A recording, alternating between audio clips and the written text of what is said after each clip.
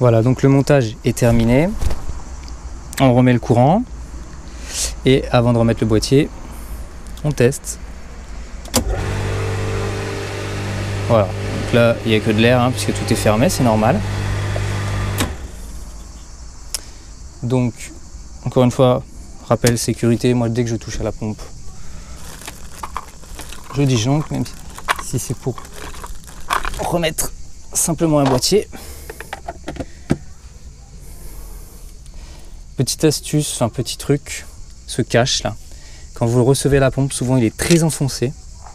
S'il est trop enfoncé, vous pouvez, la pompe ne pourra pas s'amorcer parce que l'hélice va frotter, ça va créer une résistance et ça va disjoncter. Donc si quand vous mettez en route, vous entendez la pompe qui fait un bruit vous voyez qu'elle force, mais que ça ne se lance pas, vous écartez un petit peu ça, là, hop, comme ça. Et en général, ça suffit. Ok. On n'a pas besoin de serrer comme un fou. C'est juste pour que ça tienne. Et que ce soit protégé de l'eau. Voilà. Alors ensuite,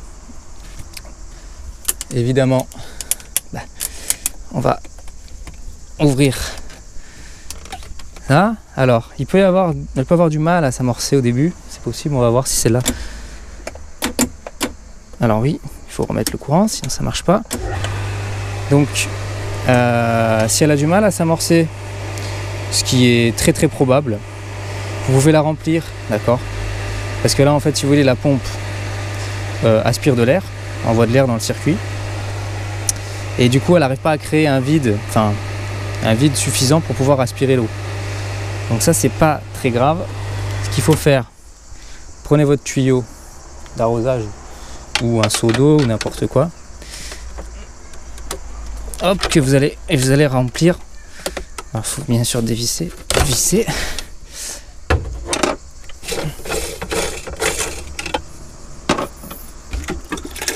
Voilà. En enlevant déjà ça,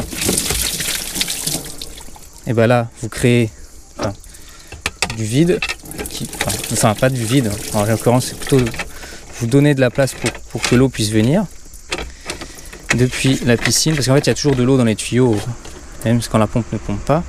Et là, le coup classique, il faut bien serrer ça avec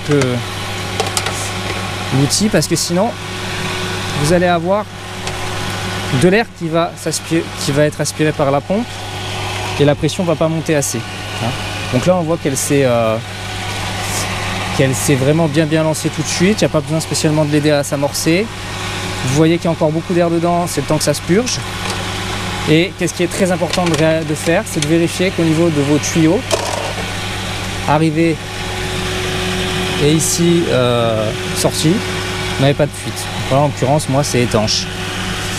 Voilà. Ensuite, on veut vérifier qu'elle tienne bien, qu'il n'y ait pas de souci.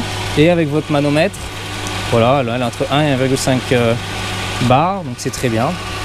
Et vous allez laisser tourner un petit peu pour que l'air soit chassé, que le système pompe de manière parfaite. Voilà. Donc désormais, vous pouvez laisser votre pompe soit sur la minuterie, soit la laisser tourner en permanence. Et donc vous venez de changer votre pompe tout seul comme un grand. Voilà. Merci d'avoir regardé. À bientôt.